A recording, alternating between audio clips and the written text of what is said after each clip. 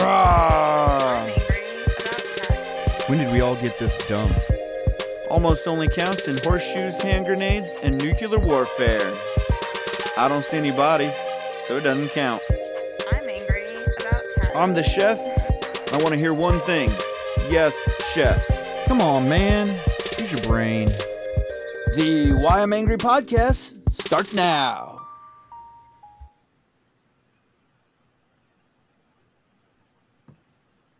I guess I didn't set that up. So, awesome. Why I'm Angry podcast. It starts now, I think. This is the chef. I'm checking in here. We've got some pretty good news to talk about, or at least a lot of news and some pretty good topics. I don't know whether it's good news, but make sure that if you want to keep hearing, topics like this and everything, that it's called help and share us. Look at following and get on our website. It's whyimangry.com. Get on there and just help us out. Get the word out more than anything, and then we can keep going on and doing this and helping you think critically and freely and all that good stuff. Peyton, here in the studio. How's it going? What you thinking? Going good. Got lots of news in there. We just talked to like Bob Newhart died, Lou Dobbs. We've got just a ton of people just and just a lot of people that you're realizing that there's a golden age of people that are no longer going to be with us very soon. Yep. And that's not just our actors. That's unfortunately it was my grandparents and those who fought in World War II are pretty much gone. And honestly, Vietnam and Korean War vets are going to be gone fairly shortly too. And we talked a little bit about it last week. The advance in generations, once you get so far from the last generation who fought a major war, or the last generation, or the generation who started things, that's when your dynasty starts to kind of fall apart. And we talked about that just last week. Is how close are we to our dynasty falling apart, because we've our generations now know nothing about defending our country and patriotism. We're losing a lot of good stories, that's for sure. And they're not, and that's it. And they're not getting taught that in our public education, in our regular education. No, it's not the important. Because my pastor walked up to me and was like, everybody knows that story, right? He said something from the pulpit about this, like whatever it was, I don't even remember. And I said, no, they don't teach that in school anymore. They don't teach American history or even world history half the time. But I was like, that is not taught anymore. And he's like, oh. A lot of blank faces when I said that. It's a shame. It really is. But yeah, it is. Like, and I think even World War II stuff, in the grand scheme of things, World War II really was not that long ago, and we've got a whole generation that really doesn't even understand what fascism is. Well, and we have a generation that never met a World War II soldier. Mm-hmm. That's the part that's almost scary. Yeah, there was when I was years ago. I used to frequent an eating establishment around here, and the bar, and one time, me and a girlfriend decided that we were gonna go over and talk to him, and he was shoot, he was probably in his 90s then, 80s or 90s, but he introduced himself as Lee, and we got to talking, and this was about the time when you remember Band of Brothers, Yeah. that the movie series. Yeah. It was about that time when that was released. The History Channel had released it, and he said, "You know that miniseries that's on right now, Band of Brothers?" And I said, "Yeah, yeah." He said, "Well, I was one of those guys," and Right. absolutely floored me. And he told me stories about the Battle of the Bulge, about the storming of Normandy, all these neat stories, and I would go back for a couple weeks after that to just to hear his stories. It was Right. fascinating. Well, that was me and Jay Boots were on the road buying antiques and collectibles. That's probably what kept me on the road longer, or at least kept me mentality wise on the road more. Is that we talked to all these veterans that they were trying to sell their memorabilia. Their children had no want for any of their World War II stuff.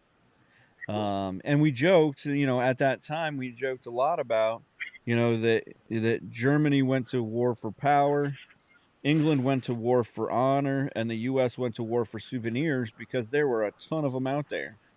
But in that we got to hear a lot of stories, and kind of like you said, I had got guys that talked about they jumped in they were part of that group that were just dropped over Germany, over near Hitler's vacation chalets up in the northern Germany.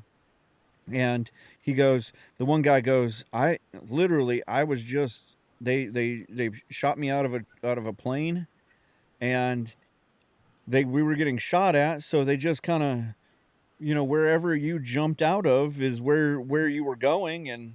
And he goes, I was an engineer. I wasn't even supposed to be shooting at anybody or doing anything like that. He goes, I was just supposed to be there building a bridge. And we were building this bridge because we blew it up. And so once we took it, we needed to build it again. And he goes, I spent 2.5 weeks in civvies walking around Germany trying to figure out where I was going. And it was just, it's just stories like that where, like, we had a guy that he said he was in Pittsburgh, and he said that he grew up as and I met him in Georgia. And he grew up and joined the army at 16. Told him he was 18 because he was a street kid who had been abandoned, and three cots and three or a cot and three hots sounded really good to him. It was Mm-hmm. a better deal than what he was getting sitting on the street. And so, he joined the World War II at 16, and ended up in Normandy. Like you were saying, he ended up on the beach. And somehow at 17 or whatever, by the time he got through everything, survived and came back and ended up becoming he was pretty high up in the military, and ended up when he got back, though, he didn't know anything about the US. He was gone for so many years, and he when the war was over, he stayed as part of the rebuilding efforts and stuff like that in the US military. And so he had never really lived in the US.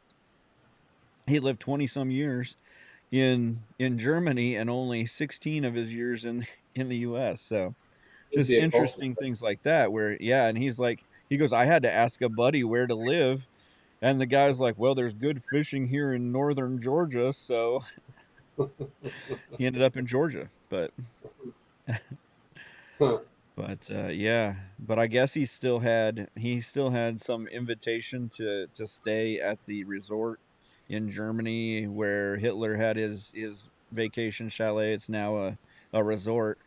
and because he helped liberate them after Huh. being in Normandy, Well, that he was yeah, that was the 82nd Airborne. That was the yeah, guys, the same guys that yeah, Van he Scourge. said they gave him free reign of the resort anytime he wanted up there, Huh.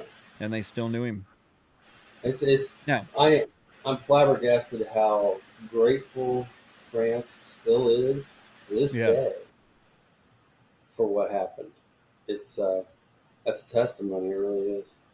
Well, and it's surprising that like kind of like here we didn't fight for our own freedom in World War II or in Korea or Vietnam. We weren't here, and so I've had people that ask, well, why do we even go to these wars? Well, we go to these wars a lot of times so that we don't end up fighting for our freedoms here, so that we don't have to fight a war on our own soil. Now, I mean, there's been quoted a lot of times lately. Or I've seen on a lot of TikTok memes. The quote from the Japanese general that says, we won't attack America because they've got a gun behind every blade, Yeah, even though even though they did. Um, but yeah, they did. Yeah, so Alaska and yeah, California, a couple of places. right, right. But yeah, so yeah, that's just a lot of a lot of the history is kind of starting to fall away, and we're seeing like what happened this week. Trump's doing a um just a regular old stump. He's out there just trying to get to rallying his troops. And what's funny is me and Jay Boots were actually having dinner. um my wife was at a birthday party, and I didn't need to be there, luckily. And we looked up at the TV at Buffalo Wild Wings for as the craziest thing, which we're not sponsored by, but if we could be, we'd take it.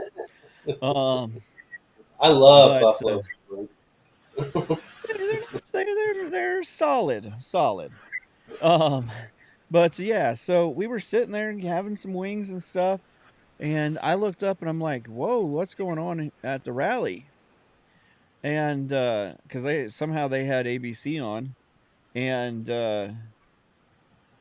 they played it over, like we couldn't hear anything. I mean, obviously they didn't put the audio on or anything like that, but we saw something was going on, so we both got out our phones and we did the real American thing and Googled it.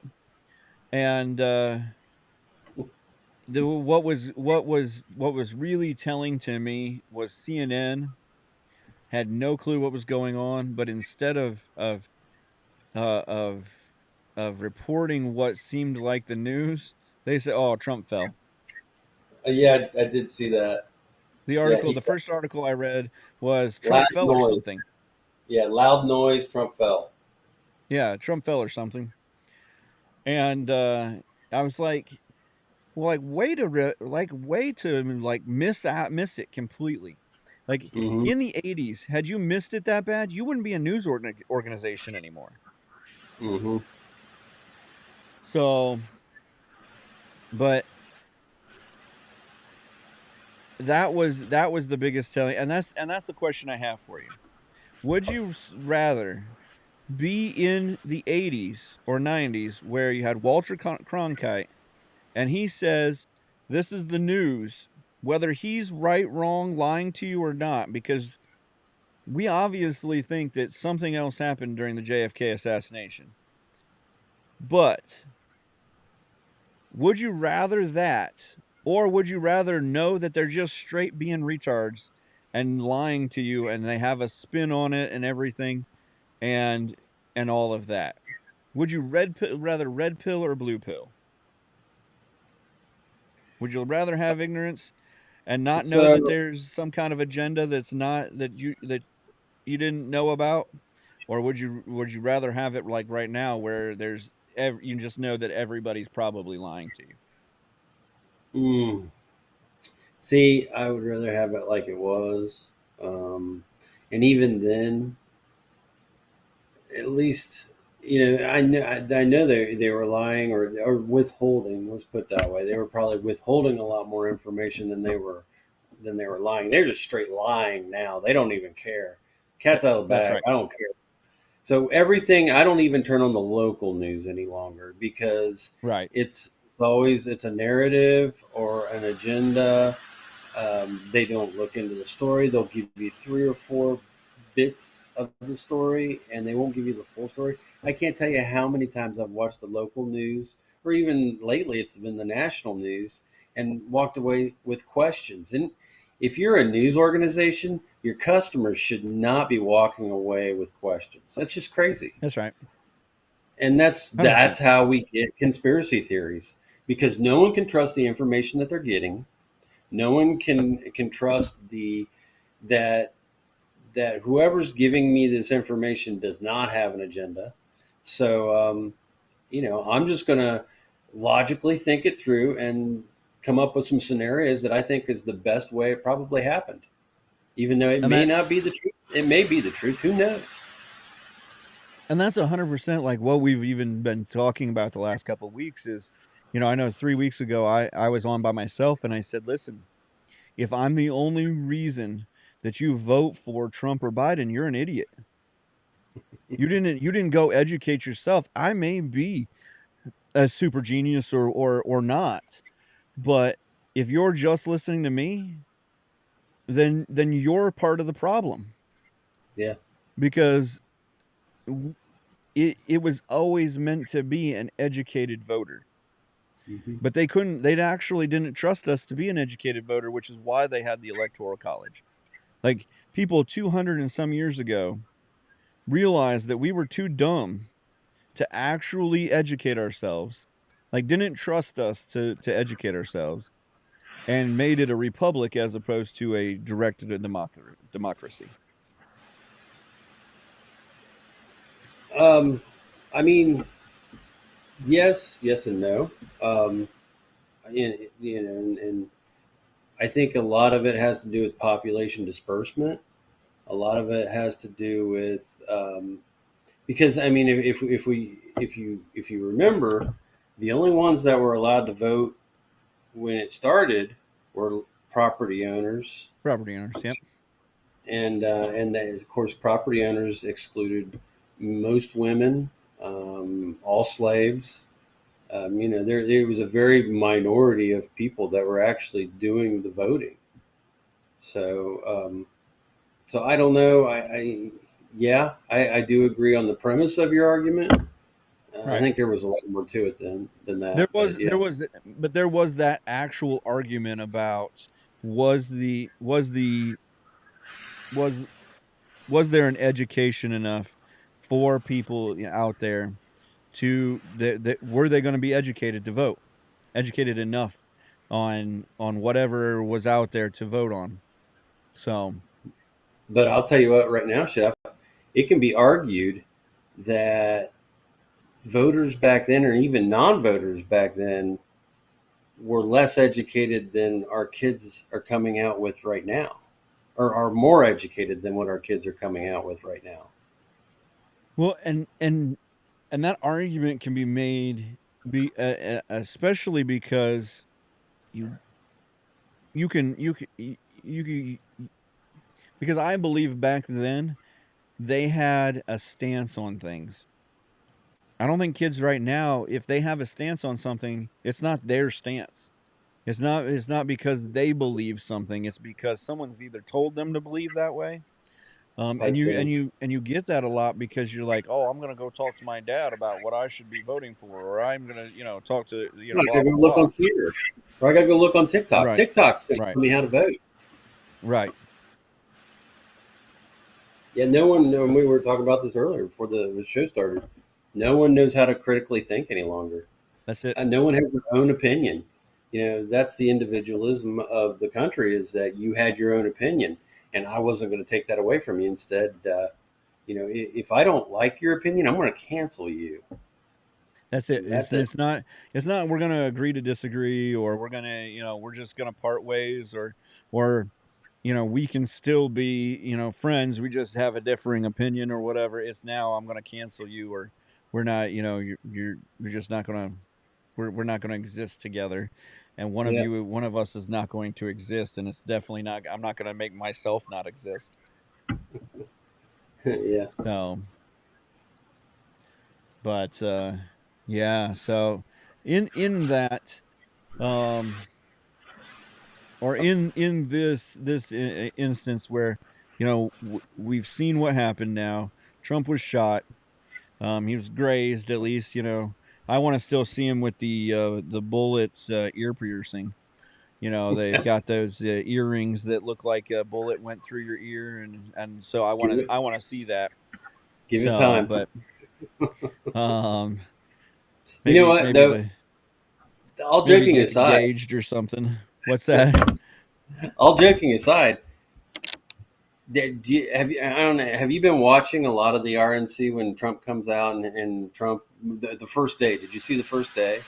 No, I didn't. I honestly I haven't been able to stay on it very So, much. I've been pretty busy the so last couple days here. so the RNC convention is going on right now, Yeah. and on Sunday, the day after he was shot, he went walked out onto the floor, and actually every night since then, because he comes out about 8 o'clock every night, there is a difference to that guy. I mean, and just kind of watching his demeanor, um, it seems like there's a lot of humility and a lot of gratitude there. And in this, and I'm speaking of a guy that just gotten shot, not but Right. less than a week ago. So Right. And yeah, I'm I sure. mean but you think about it. I mean, you have a brush with death because honestly, half an inch to the left or or whatever, you know, he was out. He was gone. Hmm. And when it's that close, it's kind of like I talked with my brother with Honest Abe when he lost his leg, that it was the same type of deal. A foot to the right, foot to the left, and he's over his bike into the back end of a truck, and not just flying across the grassy area, and losing more than just his foot. So, Well, um, the point of what I was saying is I wonder if this is going to yeah. be a different Trump presidency because of Well, it. and maybe this is what he needed to just become a more powerful, more just introspective Trump, and just you know yeah, we're gonna win no matter what, but at the same time we're going to it's gonna be more humbly win no matter what. We're gonna make America great and enjoy it type deal instead of just take it for granted Hmm. that we made it great. So I would honestly just I would welcome it. Um, I didn't think there was major, I know that he's brash and whatever, but at the same time, some of his brashness probably kept us out of battle, out of fighting. Um, I mean, Yeah. I I can say that most likely Russia didn't attack Ukraine while Trump was president, because Trump came in and told NATO that they needed to bring their money to the table. He came in and told the United Nations, bring your money to the table because we're not funding this thing all by ourselves anymore. And let me and let went me and tell met you, him. if I'm the leader of a crackpot third world country, and America has this crazy guy that I have no idea what he's going to do, I am going to be Right. on my best behavior.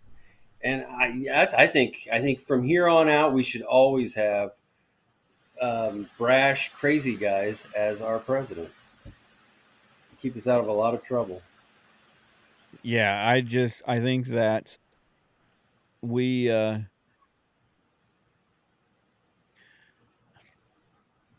when we had generals as presidents, maybe our economy wasn't always the greatest, but we were safe here at home.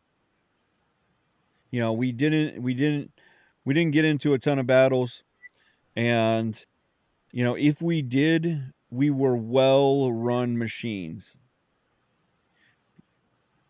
So my Yeah. camera's going to go out here in half a second. So I'll still be on voice, but I won't have my camera for a second.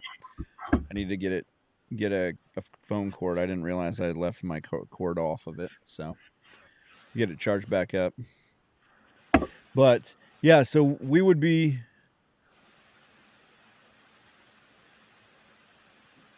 okay. We would be, you know, we would have a plan and stuff. And right now, like, you know, the last, you know, even with Obama, you know, as great as everyone wants to say he was, um, he didn't do anything away from home. He was here doing whatever he could to like smash and grab, and you know, outside of, I mean, he let pretty much let everything go outside of here. You know, we just okay, whatever. Yeah.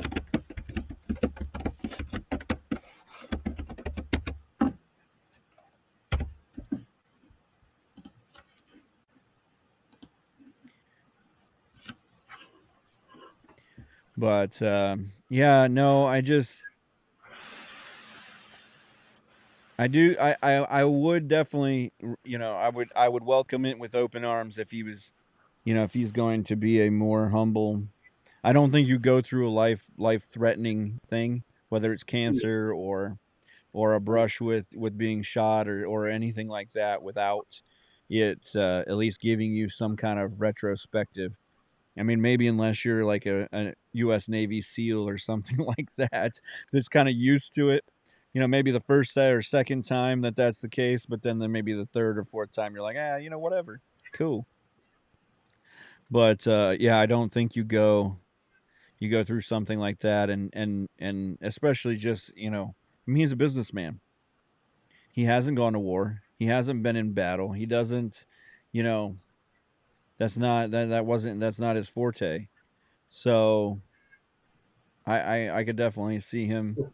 You know, Yeah. But the instincts he had to stand up, raise his fists, and yell "fight." right. I don't know.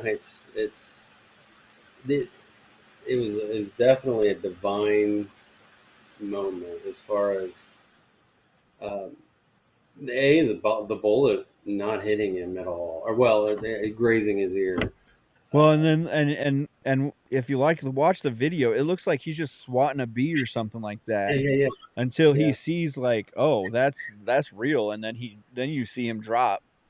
But it yeah, was like,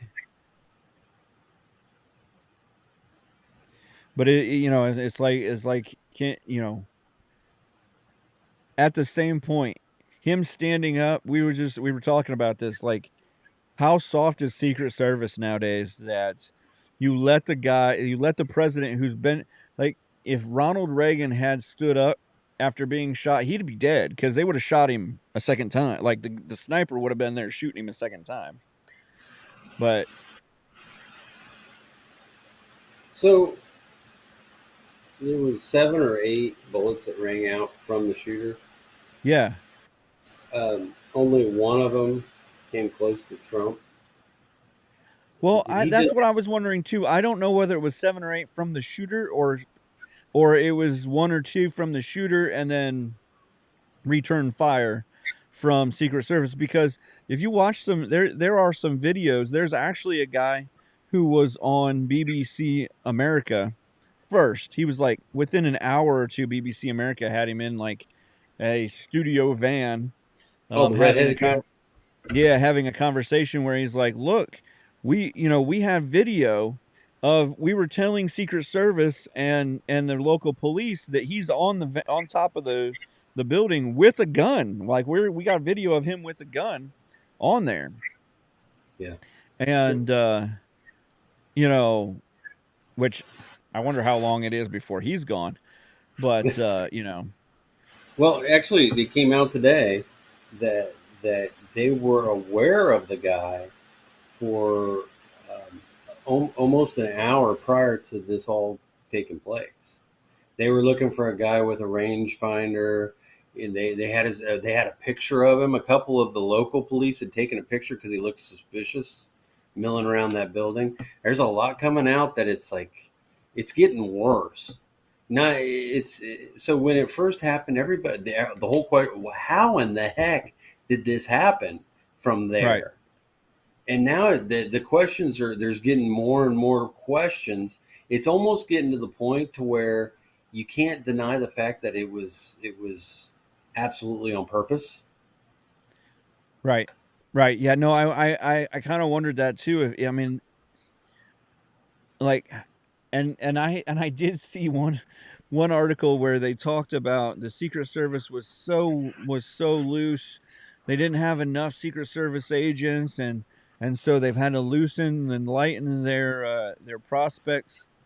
And so they're hiring more people that probably wouldn't have gotten in back in the day, and that and so they were trying to blame part of that on how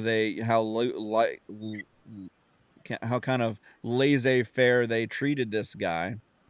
And Yeah. it's like, but but like you would have in any given, you would have cleared that building. Like, no one should have been able to get on that building should have been a target point. Like, you should have had snipers on that building. Well, I mean, it was a 5 degree slope. I mean, Right. Right. Nobody that's why he missed. That's why he missed. He didn't, I'll tell you the what, man. Coriolis effect and, the whole not being flat Earth thing really, really got So, really I mean, they could have put Pete Buttigieg up there, and it would have been better than what they had up there. right. The fact that every one of our agencies are so overbloated, especially the regulated or the regulatory agencies such as EPA. Um, I could go on. I know ICE is not loaded, but all these huge bureaucratic I mean, agencies, the IRS is a big one. didn't They, we hire a bunch of IRS agents and we give oh those guys guns? yeah, So yeah, yeah, yeah. those guys, and we train those guys to shoot. So those guys, maybe they should start coming to the rallies. Yeah. Maybe they should get in charge of running the presidents. The argument I heard was DEI seems to be a big because this Kimberly Cheadle, or is that her name? Is it Cheadle? Whatever, Yeah, Paula Cheadle, maybe Paula Blart. not Anyway, Don. something like that. Anyway, the director is very Right. DEI oriented, and she wants to increase the hiring of women in the Secret Service by 30% by such and such date, and we saw it reflected in Saturday. There was ladies that could not holster their guns. They weren't tall enough to protect the president. Right. Just Well, I mean, and, if he's and getting shot in the rear, we're protected. I'm not, I'm not saying that these ladies can't do certain jobs, but there are certain jobs when you have a protectee that's 6'2", 6'3", and you're only Yeah. 5'4", 5'6", you're not going to be able to protect them very well. And it's nothing against you personally. It's the fact that yes, maybe you can be a Secret Service agent, but you can't be in that spot. That's not your position. Maybe if we had a 5'9" president, then maybe you could. But Mike DeWine will never be president. uh, thank God. Oh, now that you've said it though, he's going to become president. But yeah. No, a couple years ago I decided I would never vote for him again, but Uh, and I still haven't, but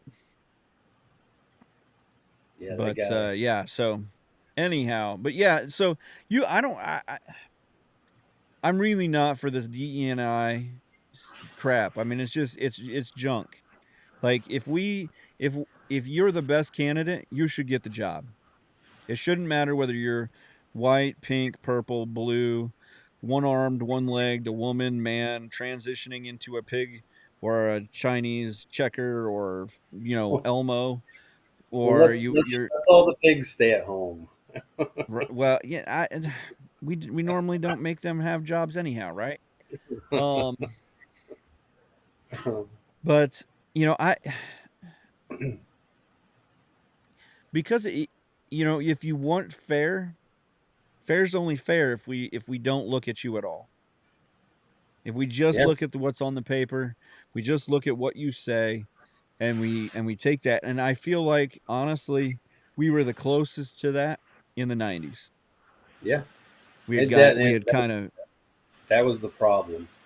That was the problem because everybody was, everybody shared their everything about them, and everything was accepting, and that was the issue because everybody was becoming united, and communists don't like that. They like division. So we had to bring this new term in, and we're going to call it equity. And right, that it used to be, it was what was it? It was equality. So right. you're just as equal as me, as I'm just as equal as she. Now it's equity, and that means that what you have was stolen from someone else because of your skin color or your ethnicity, and you need to give that to somebody else that's less fortunate than you. It's And the fact that you didn't earn this privilege. yeah, You were given to you by your color of your skin. yeah, and it's inherently racist. Right. And that's 100%. That's I mean we've talked about that I don't know 100 times and it's sad, but we've also said a couple things that I'm sure that will get us kicked off of some platform again real soon, but we we act like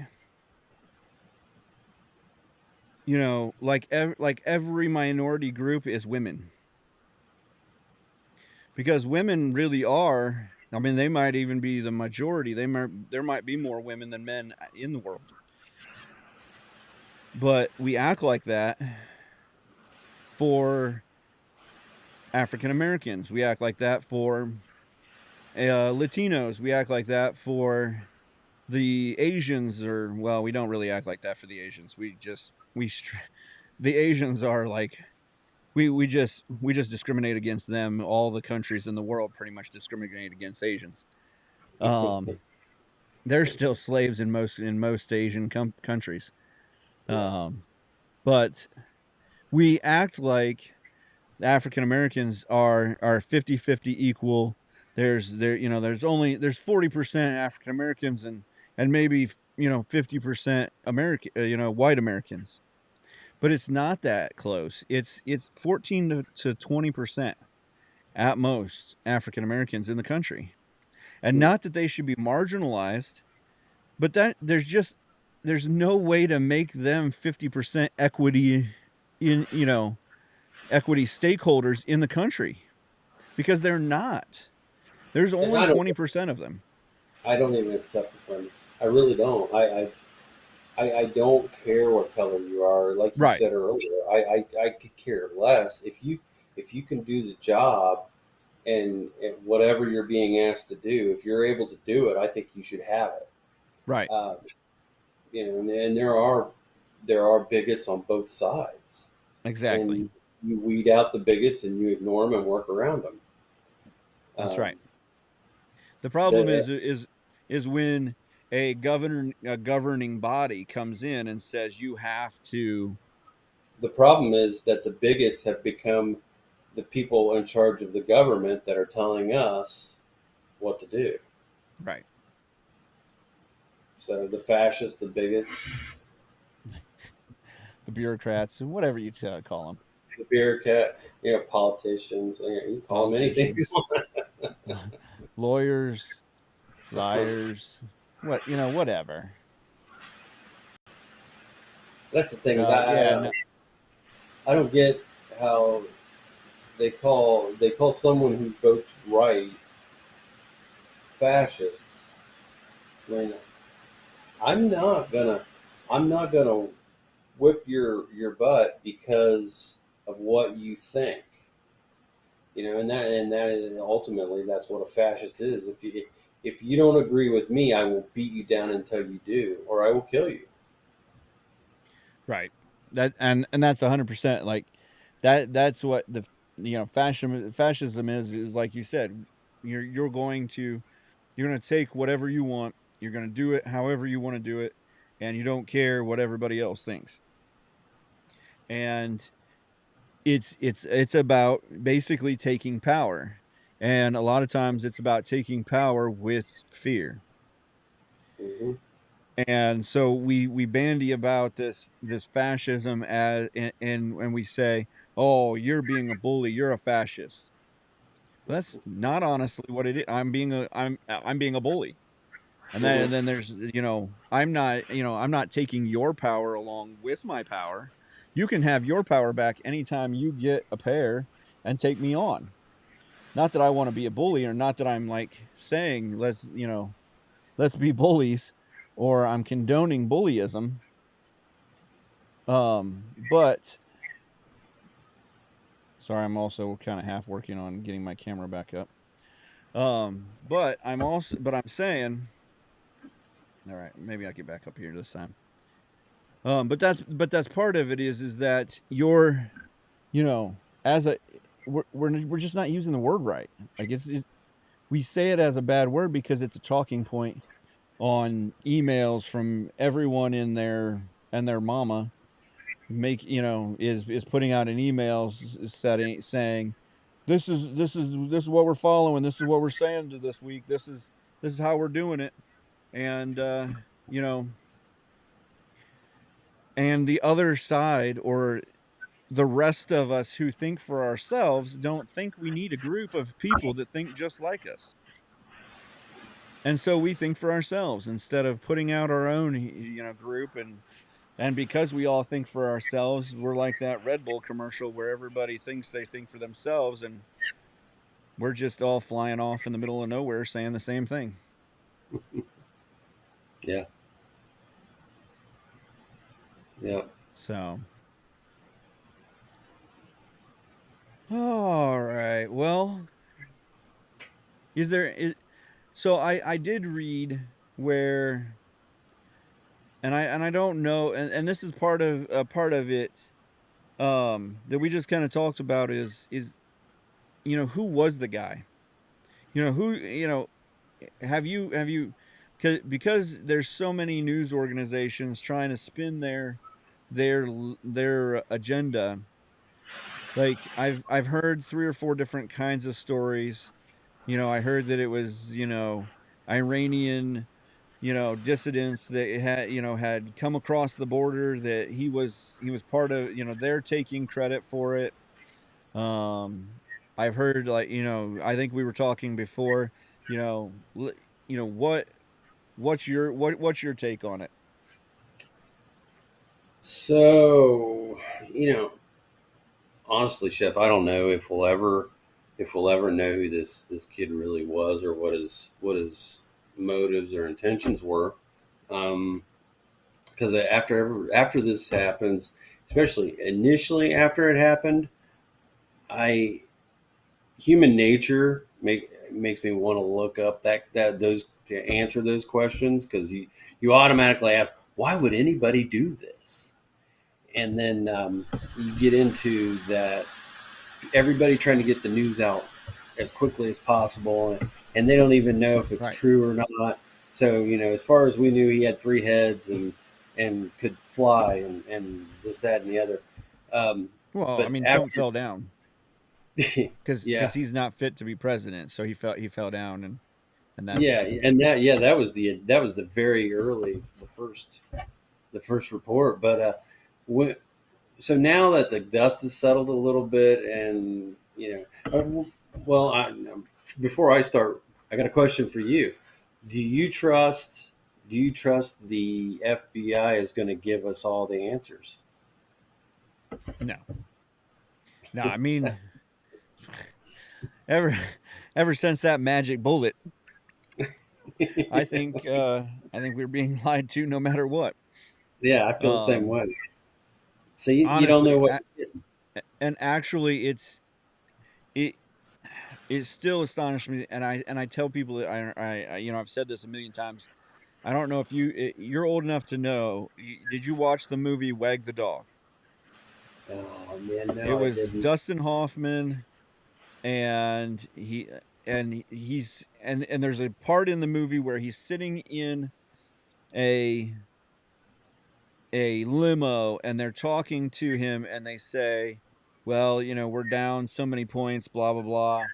And I don't remember whether it's I don't. It seems like it was Matt Damon. I don't remember who it was. Was his nerdy publicist fixer person? And he goes, I got this idea. I think we just for one news cycle we create a war. And at that time, that was like this. Oh, did you see? That's sensational. That's crazy. What? How? And I'm thinking, I think I was like 13 or 14 at the time, and I'm like, huh.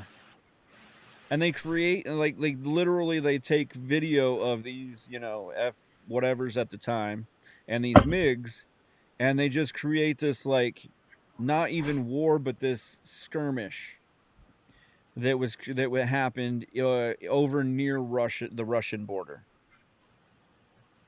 And for one news cycle it completely wipes out what was going, his bad publicity that dropped him so many points. And I thought, holy crap. And then we get like 5, 10 years ago, and I said, holy crap, we're getting wagged the dogs. We're just all the time we're getting wagged. Hmm. And so no, I don't. Well, I mean, think about it. How much talk did you hear about Joe Biden stepping down on Saturday evenings, all day Sunday, Monday? It wasn't until about today I started hearing about it again. Well, and that was part of, we talked about it like right after the debate. If you watch CNN's coverage after the debate, that was the telling spot. They had, I don't know, 8 of them out there, 9 of them, and they brought in Van Jones, who hasn't been wagging his finger at us on TV for a while, and they brought in one of his press secretaries and all of that, and they're like, and they were you could tell they were visibly surprised how bad he had gotten. I mean, during the debate, he's literally just staring at the camera while Trump was talking. He was just like doe-eyed. He wasn't even there. You can tell he wasn't there. It was And sad. honestly, gone. It was sad. It was. Yeah. And if you spent any time with people with dementia or Alzheimer's, that's how they look when they're gone. When they're not like fully lucid, that's how they look. They're just, they just look at you with that like they don't know who you are stare. Yeah. And he just sat there looking into the screen like, I don't know where I'm at, but they told me to say this, so this is what I'm going to say. And the whole time. And so they like after like 15 minutes afterwards like, "Oh, I can't believe." And so they had to dig up some people who hadn't seen him in a while to even be surprised that he was so far out of it. And I don't know. I've said this a bunch of times. I said since they announced that they were going to do the debates, he was going to make it one debate, and then he was either going to be gone or there wasn't going to be a second debate, but he was going to be at one debate, and that was going to start the conversation of him going the way of the buffalo. Yeah. And I said, I still think they're going to DNC him which is two different things. At the Democratic National Convention, they're going to bring out the super delegates, and Hillary Clinton wins it, or they're going to That's Bernie what Sanders his. Bernie. They're going to Bernie Sanders him, Yeah. and somebody else is going to come through, Yeah. or he's going to, or he's going to. They're going to pull his meds again, and he's going to say something completely crazy, and he's going to, remember Howard Dean. He Uh-huh. he won he won he won can the One Iowa of the caucus, and he won what is it, Rhode Island or whatever it was, New New Hampshire, yeah, Hampshire. New Hampshire. And all of a sudden he came out with a speech, and he's like type thing, and then he was gone. Like Yeah. it was like one of the first memes back when memes just started, Yeah. and then I was always confused how he went away, but yeah.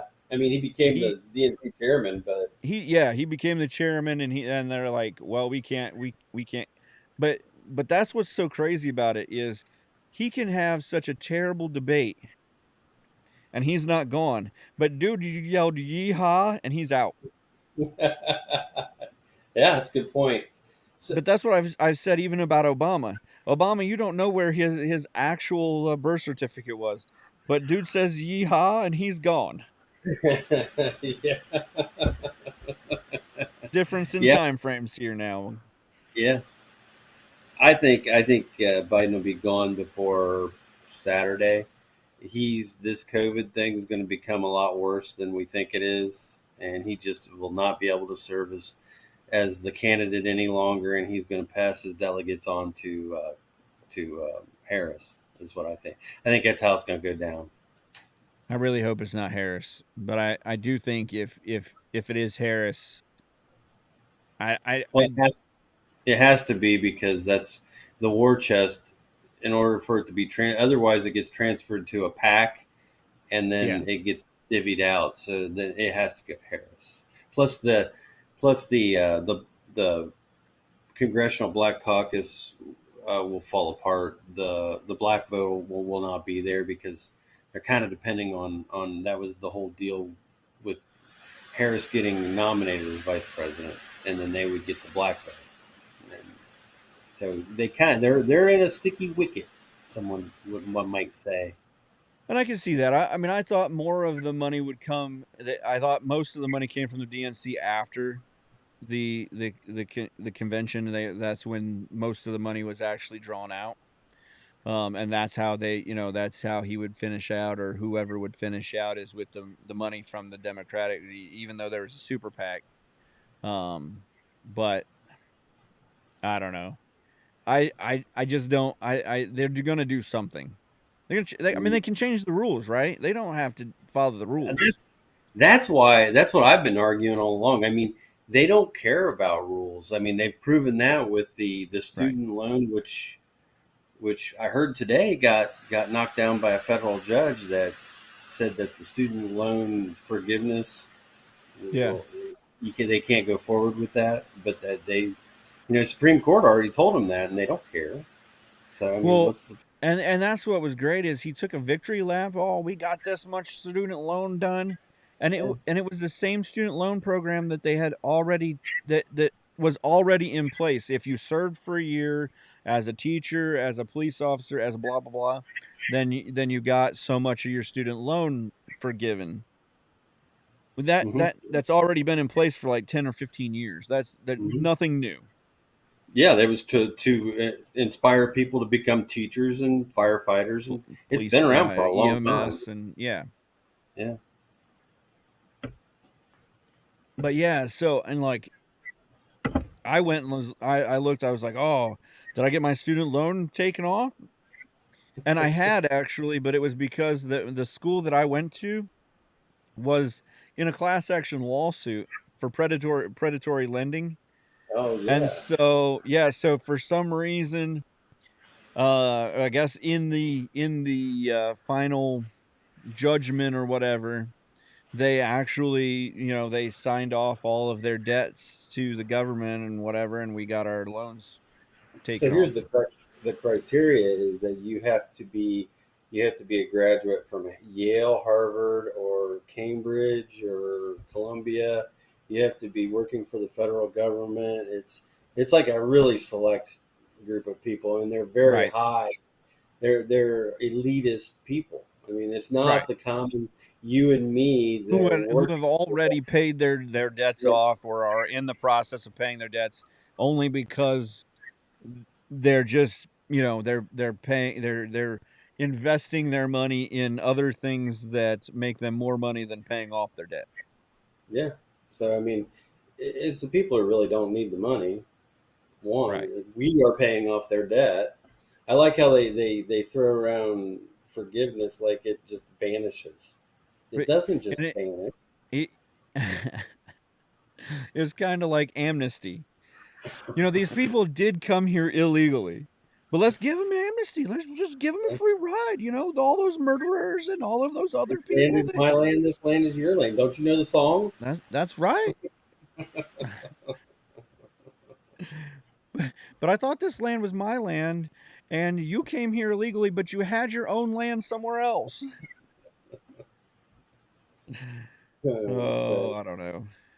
I don't know. yeah, But so so what do you believe the shooter, is there really like, I mean, I'm reading like, he's from Pittsburgh and things of that nature, so it's probably not an Iranian, like, they're not actually getting credit for this, unfortunately for them. no, he lived an hour away from the where the shooting took place.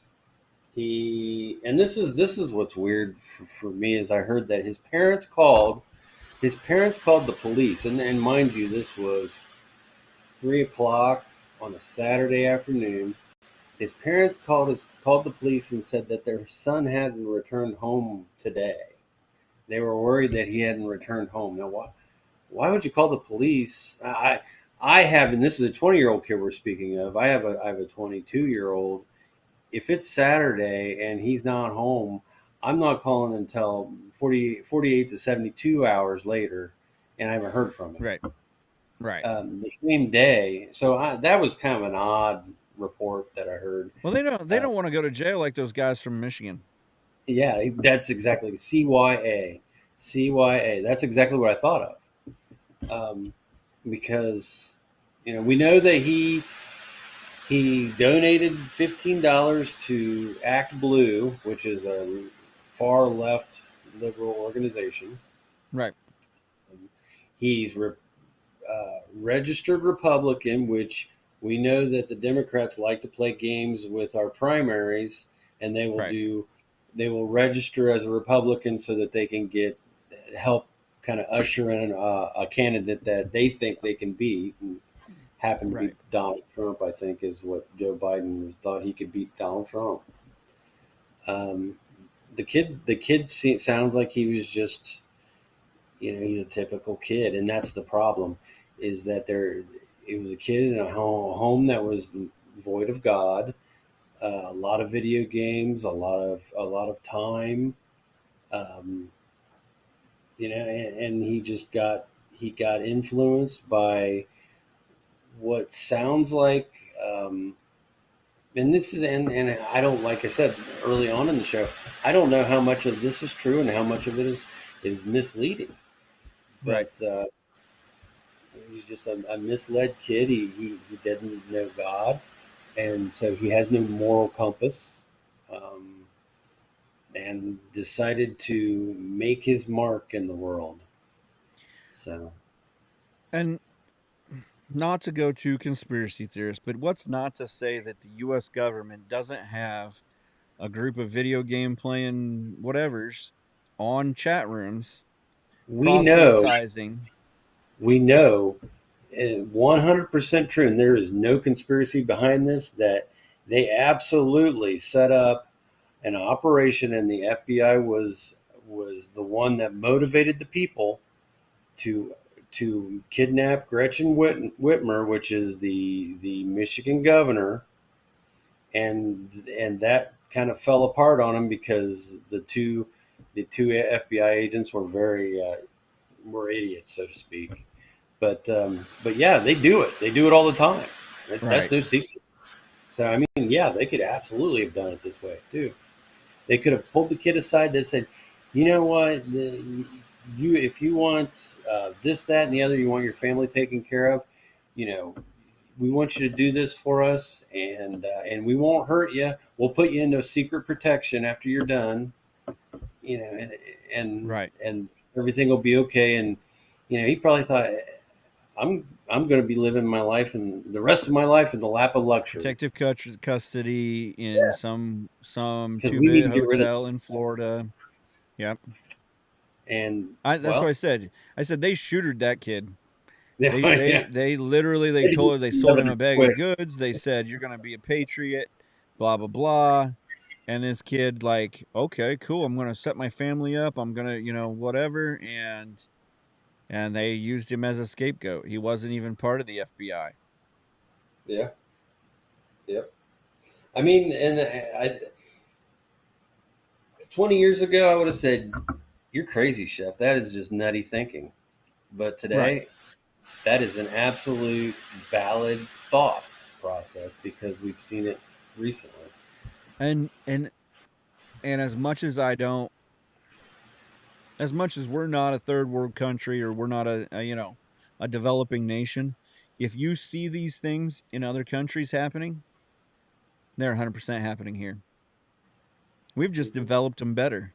We're just using a more covert, secret, way to do it. You Yeah, we're know, better at reading.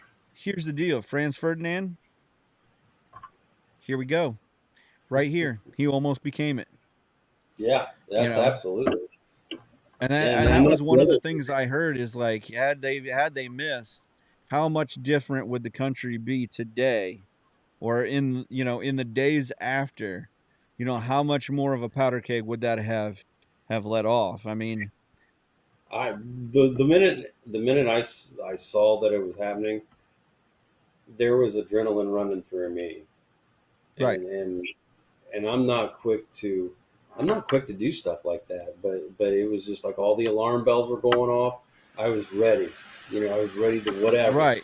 my I'm like, country needed. okay, the the guns that I lost in the pond in the horrible boating accident, where are those at? Where's the ammo that I allegedly had in that pond in that boat also? Where, Yeah, and just the thought of just, are we prepared for this? Because we've talked about it over the last few weeks, even with the conspiracy theory week. My brother even asked, like, will we ever go to the barter system? Will we, no. We don't have a population set for that, but there will be groups of people who have skills, who have built certain skills together and have realized that we are going to need each other eventually. And so they've networked out and found people with skills that they don't have to create a society that can sustain. If for some reason we get attacked, or if for some reason, the country goes into civil war, where will you get your boiled peanuts? You know, yeah, yeah. where will you get your seafood from? Will you be able to sustain with, what you've got? And it's not that I grow a garden that has enough food for me, but it's part of, okay, this garden could be replicated in 3 times the size. The ability to grow something, I know I have that. And so if I need to grow corn or green beans, or I'm not doing such a good job right now, but I can grow more of them, and just per capita I'm going to make it. um I've got almost an acre at my house, so I can Yep. I'll fight them deer off. Um, but yeah, so it's just getting, and I know that there are, you know, I've got a spot in a group, I guess. I haven't really talked to him a ton, but my stepdad says we got a spot. So, but they've got provisions. They're looking for people who have skills, and they've got a doctor, and some other things, and so that will be what the US does in that kind of situation. There will be some people who will actually fight, and honestly, the Declaration of Independence, the Constitution calls for it. Yeah. That if at one point a group of people becomes so oppressive in our own country, it's time to step up and, you know, The tree do, of liberty needs watered with the blood of right. patriots. So Do I believe that we have the generations to do it? Maybe. I mean, I think there are a few generations still around, um, that have the patriotism, but I think in the next 5 to 10 years we'll be losing those I don't know heavily. this uh, Y generation is coming up. Um, they're pretty right thinking. I know my son. He's 22. He wants nothing to do with the government. Nothing. Right. That's encouraging. It Excuse is, me. as long as it's not just I want nothing to do with the government, so I'm not going to pay attention to what's going on there. Mm, And that's yeah. and that's part of what I'm seeing in some of them is that you're seeing them say, I want nothing to do with the government, so I'm going to back out. I'm not going to vote. Honestly, Jay Boots was in that program for a while. Is that he just was so angry with the government that you know Santa Did you got a get few him fixed? votes. Did you get him fixed? Oh, I don't know. I don't. I honestly, we don't fight that battle anymore. I just tell him, if he's not doing his civic duty, he's not doing his civic duty, and he can't talk about it. So, I won't talk to him anymore. I will cancel him as a friend if he does yeah. that. So, it looked like Trump was coming on. I think you were gonna go and watch that. Um, if you get a chance, give us a heads up on it. I think I'm gonna hit a couple more articles, and then we'll be out finishing up with it too. So, Peyton, great to hear from you, like always. Yeah, Anytime you can get on, get on. We had absolutely. Honest Abe jump on like 8:30 one night, 9:30 one night, and we were about ready to close her down, and then he jumps on at 9:30. We didn't close her down until 10:30. So you see us on, or you get on, you come on. So Absolutely. Thank you. Appreciate you yes, having me definitely, on.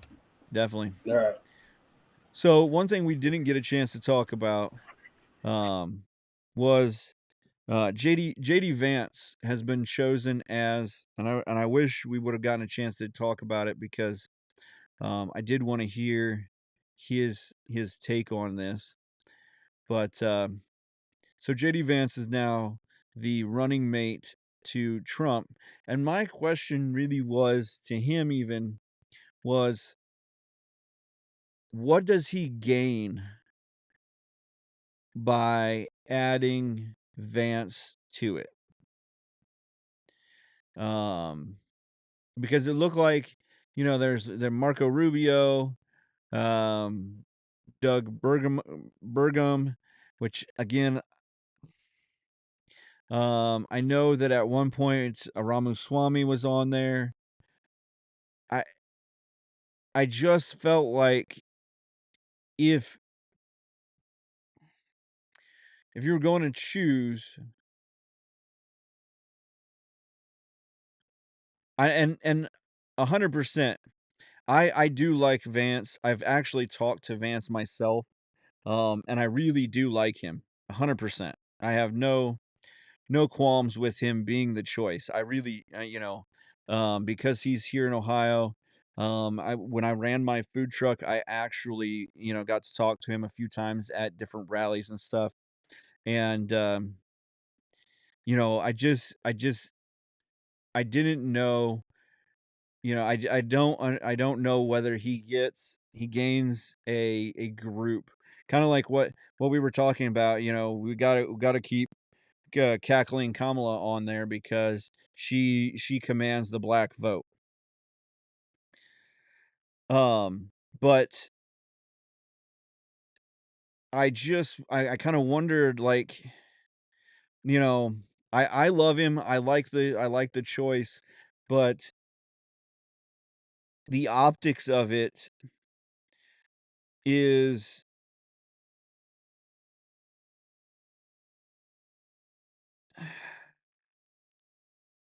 yeah. And I got true Liberty Twitcher on here, and he's blowing us up, and he's just saying, Trump is truly trying to build his best team. And that was one of the things we were actually trying to lead into it, is that Trump, seemed like he was more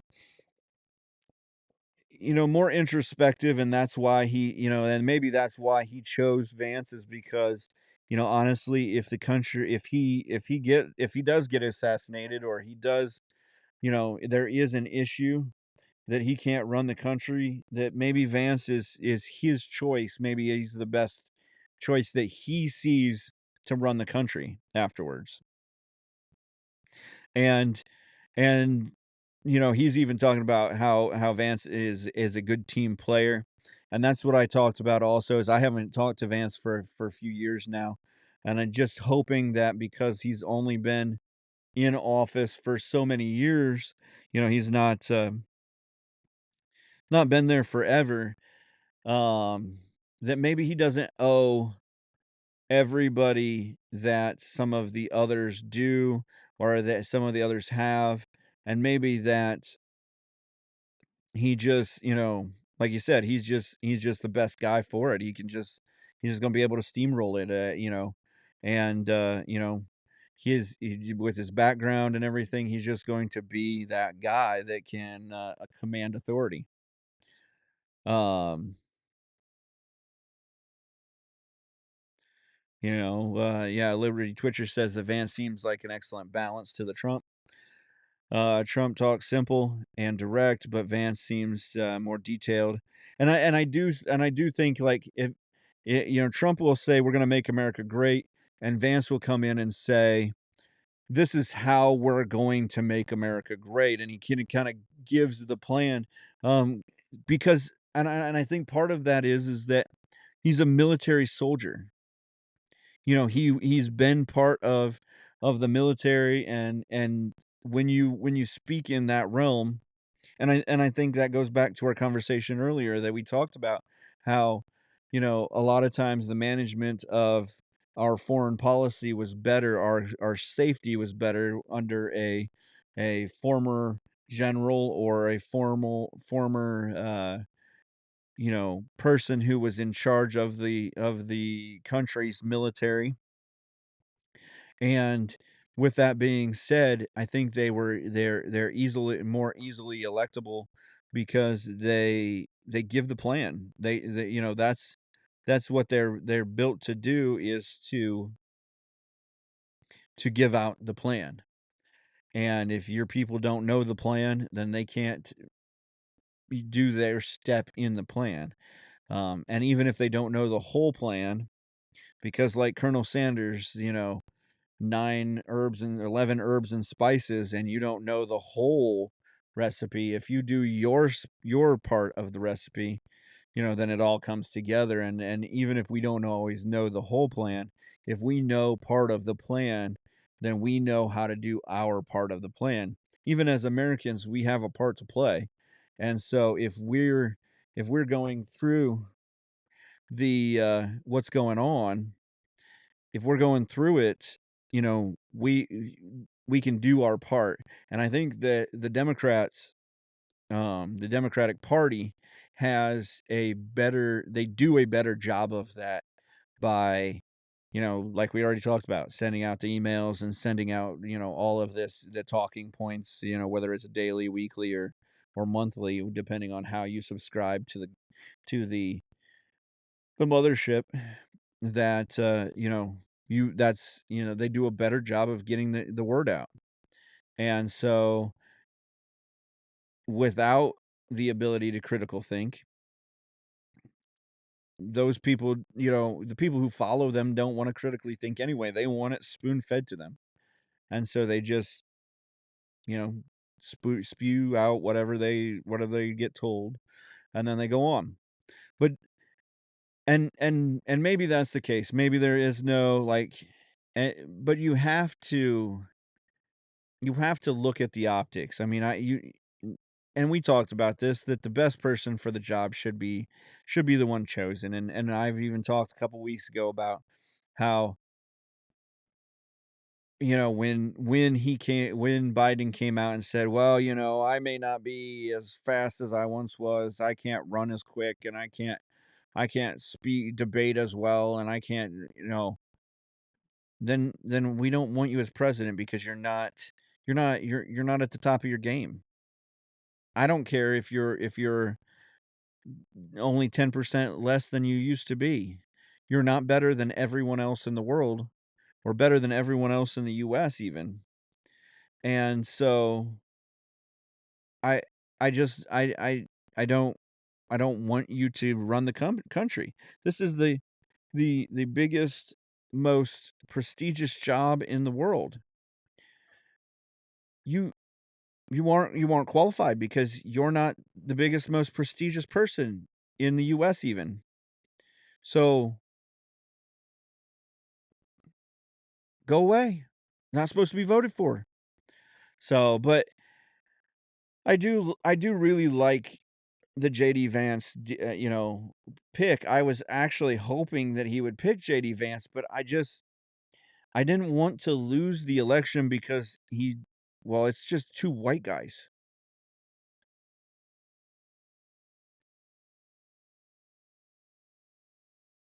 I I just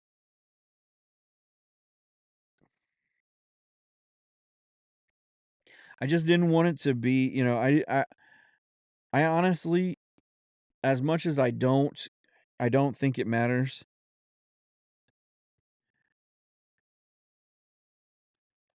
As much as I don't think it matters, I think that it matters, and I don't want to lose the election because we didn't play the game the best. Or, I think it's important enough that we do what we can. And so that's what I was even talking with Peyton about it a little bit, about how I thought that, at least, with Rubio, he's got the Latino side. Or if you got Ramaswamy, you know, you've got that ethnicity side. And so I thought,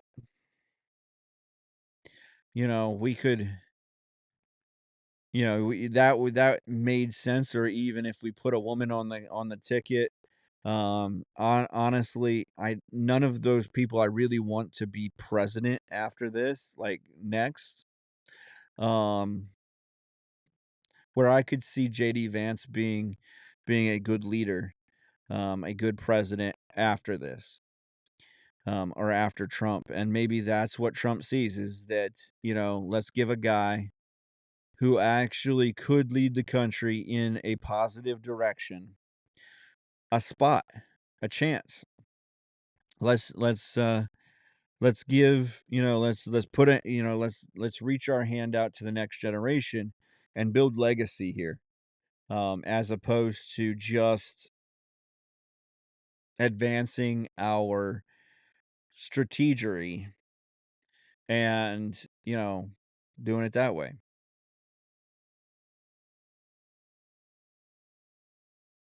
And in that, I can get behind that. I can honestly 100% get behind that. He's probably the best vice president candidate um, that I've really seen in my lifetime. Obviously, the Bush Reagan deal was like back before I was born. So, um, or just, I was like 3 or 4 or 2 or something like that. So, I just, there wasn't, I didn't have a whole lot into that. So, but really, that kind of deal, I can see it. And I really I do like it. I just question, the strategery and you know, this might be the chance that he needs to do something better or great with it. And if nothing else, it's just another great thing that he's done in his life. That you can just say, "Whoa, that guy just," I mean, he's just done so many crazy things. And just the life that he's lived has been 3 or 4 lives, just you know, as you go through things. And so, I do like it. I do think it's a good pick. I just, it was one of those deals where I didn't,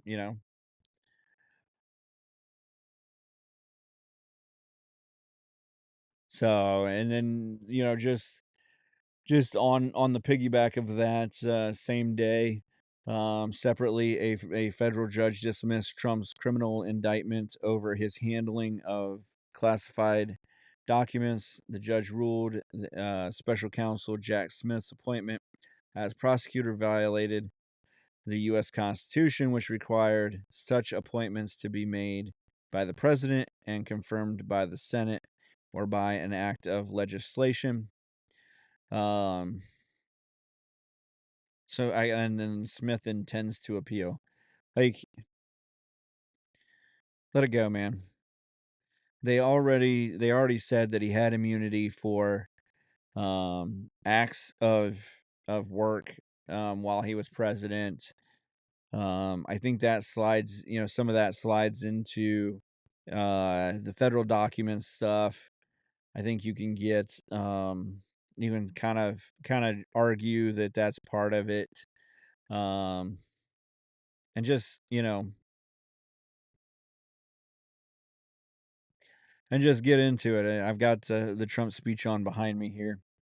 Um, I didn't get to hear any of it or what's going on, but yeah, just we'll get some notes from Peyton and I'll probably watch it here once I get off. We'll we'll talk about it, and then maybe I'll even jump on tomorrow and do a little, my thoughts about it since we did the debate and things like that. But honestly, just the last thoughts and stuff here.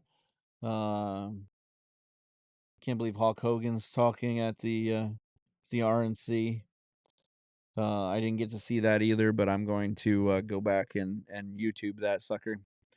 And I did get to shake his hand. I didn't get to really meet him, but I did get to shake his hand in New York. He came out and to his ring music and all of that. That was cool.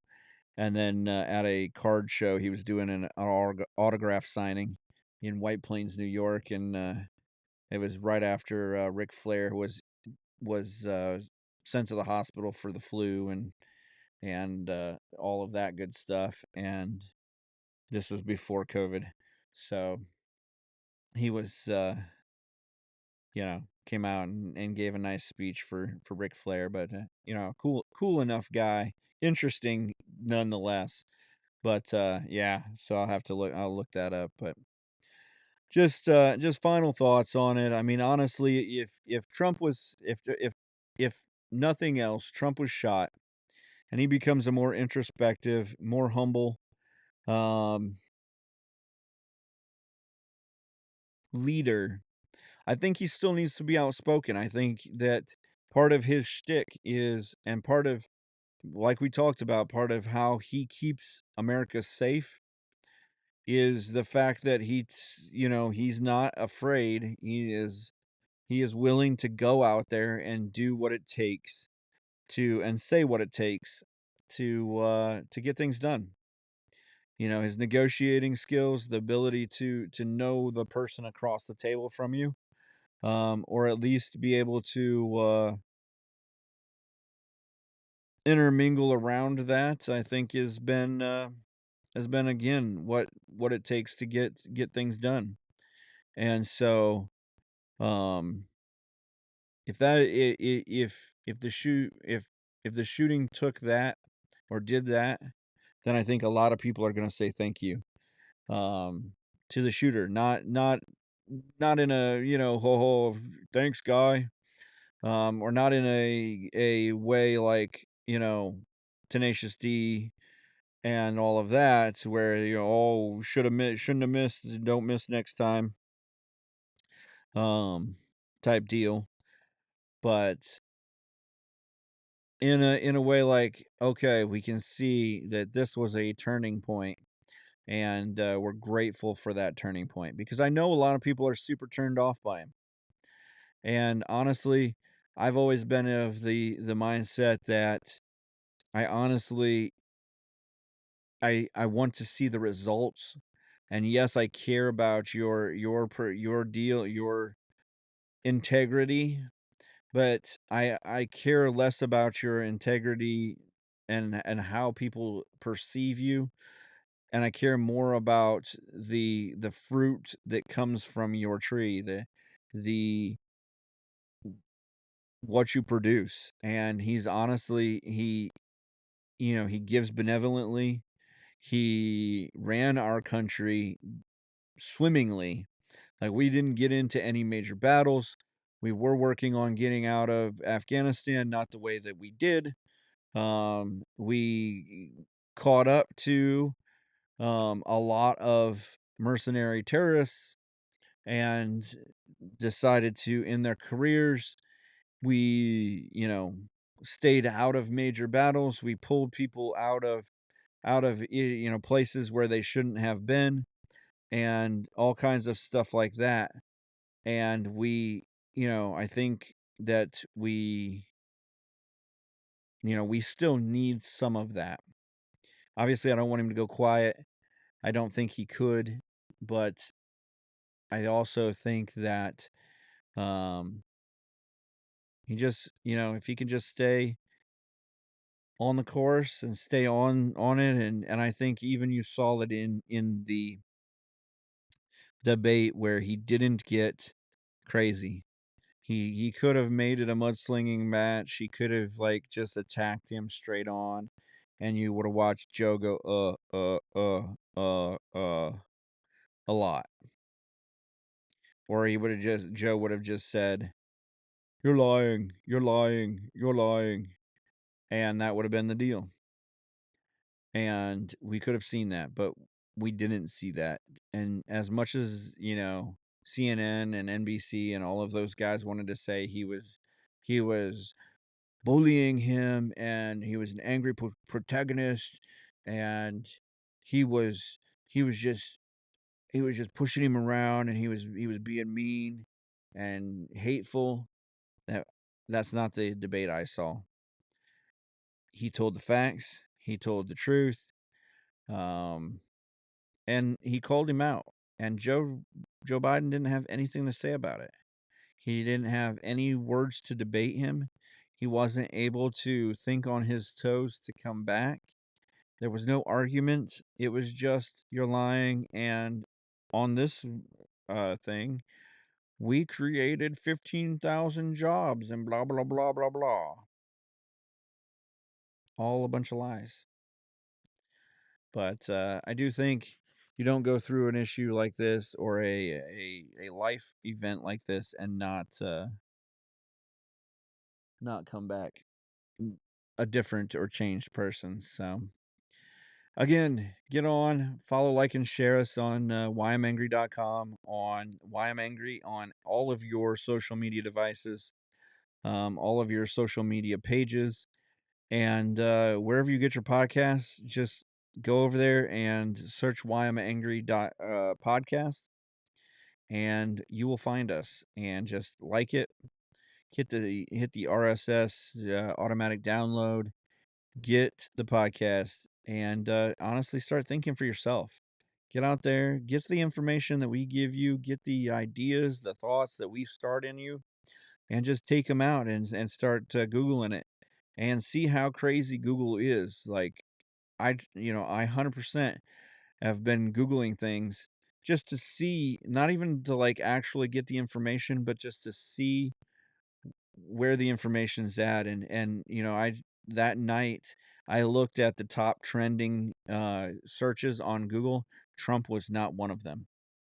And you can't tell me that Trump wasn't a majorly searched thing on Saturday night when he was shot. Other than the fact that the news organizations were slow to even get out that there was shots fired or that he was even shot.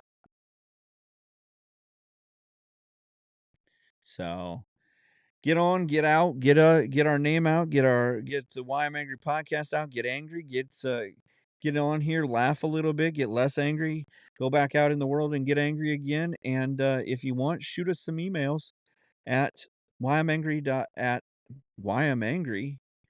podcast at gmail.com and get us the articles that you read that you think we need to talk about. Get on there. I've got a couple still. If it hadn't been for there being a shooting, have a couple that I needed to read from even last week. One about LeBron James kid, and all the fault, and then just all kinds of different things. So, but get out there, get on, follow, like, and share us. We love you.